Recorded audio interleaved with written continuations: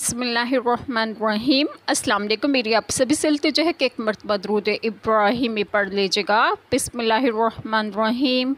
अल्लाहुम्मा सल्ली अला मुहम्मदिन व अला आलि मुहम्मदिन कमा सल्लैता अला इब्राहीम व अला आलि इब्राहीम इन्नका हमीदुम मजीद।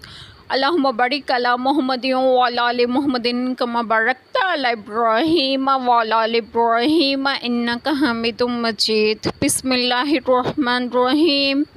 तुम फरमाओ, क्या हम अल्लाह के सिवा उसको पूजें जो हमारा ना भला करे ना बुरा, और उल्टे पाँव पलटा दिए जाएं बात इसके कि अल्लाह ने हमें राह दिखाई, उसकी तरह जिसे शैतानों ने ज़मीन में राह भुला दी।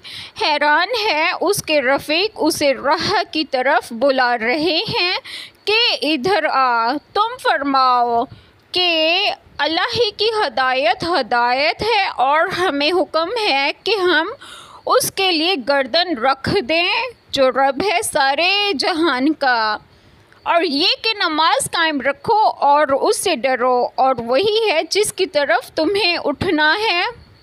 बिस्मिल्लाहिर्रहमानिर्रहीम। आज जो बात मैं आप लोगों से डिस्कस करूँगी वो ये है कि इस पहले आयत कुरैमा में है कि तुम फरमाओ, ए मुस्तफ़ा मोहम्मद पाक सल्लल्लाहु अलैहि वसल्लम, इन मुशरिकीन से जो अपने बाप दादा के दीन की दावत देते हैं, क्या अल्लाह ताला के सिवा उसको पूजें जो हमारा ना भला करे ना बुरा, और इसमें कोई कुदरत नहीं, और उल्टे पाँव पलटा दिए जाएं बाद इसके कि अल्लाह ताला ने हमें राह दिखाई और इस्लाम और तौहीद की नेमत अता फरमाई और बुत परस्ती के बदतरीन वबाल से बचाया, उसकी तरह जिसे शैतान ने ज़मीन में राह भुला दी। इस आयत कुरैमा में हक़ को बातिल की दावत देने वालों की एक तमसील बयान फरमाई गई कि जिस तरह मुसाफिर अपने रफ़ीकों के साथ था, जंगल में भूतों और शैतानों ने उसको रास्ता बहका दिया और कहा मंजिल मकसूद की यही राह है, और उसके रफ़ीक उसको राह रास्त की तरफ बुलाने लगे। वो हैरान रह गया किधर जाए। अंजाम उसका यही होगा कि अगर वो भूतों की राह पर चल दे तो हलाक हो जाएगा, और अगर रफ़ीकों का कहा माने तो सलामत रहेगा और मंजिल पर पहुंच जाएगा। यही हाल उस शख्स का है जो तरीक़ाए इस्लाम से बहका और शैतान की राह पर चला। मुसलमान उसको राह रास्त की तरफ बुलाते हैं, अगर उनकी बात मानेगा राह पाएगा वरना हलाक हो जाएगा। हैरान है उसके रफ़ीक उसे राह की तरफ बुला रहे हैं कि इधर आ। तुम फरमाओ कि अल्लाह ताला ही की हदायत है, यानी जो तरीक़ अल्लाह ताला ने अपने बंदों के लिए वाज़िह फरमाया और जो दीन उनके लिए मुकर्रर किया वही हदायत और नूर है, और जो इसके सिवा है वो दीन बातिल है, और हमें हुक्म है कि हम उसके लिए गर्दन रख दें और उसी की इताअत व फरमानबरदारी करें और ख़ास उसी की इबादत करें जो रब है सारे जहान का। मतलब ये कि कुफ्र व शिर्क अख्तियार करके जो गुमराह हो गया है वो भटके हुए राही की तरह हदायत की तरफ नहीं आ सकता। हाँ, अगर अल्लाह ताला ने उसके लिए हदायत मुकर्रर कर दी है तो यकीनन अल्लाह ताला की तौफीक से वो राह याब हो जाएगा, क्योंकि सीधे रास्ते पर चलाना उसी का काम है। हमारे लिए ये हुक्म है कि हम अल्लाह रब्बुल आलमीन के सामने सर तस्लीम खम कर दें और नमाज कायम करें और अल्लाह ताला से डरते रहें।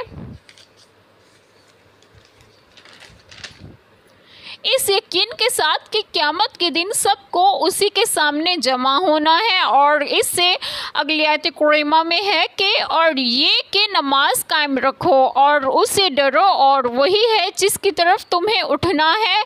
इस आयत कुरैमा में नमाज कायम करने और अल्लाह ताला की राह में तकवा अख्तियार करने का हुक्म है। एक इंसान को चाहिए कि वो नमाज के ज़रिए अल्लाह ताला से रजू करे, और अगर वो नमाज पाबंदी से कायम करे तो यकीनन वो दुनिया व आखिरत की तमाम सादतें हासिल कर सकता है। नमाज के बारे में कुरान पाक में बहुत जगह पर हुक्म हुआ है कि नमाज कायम करो।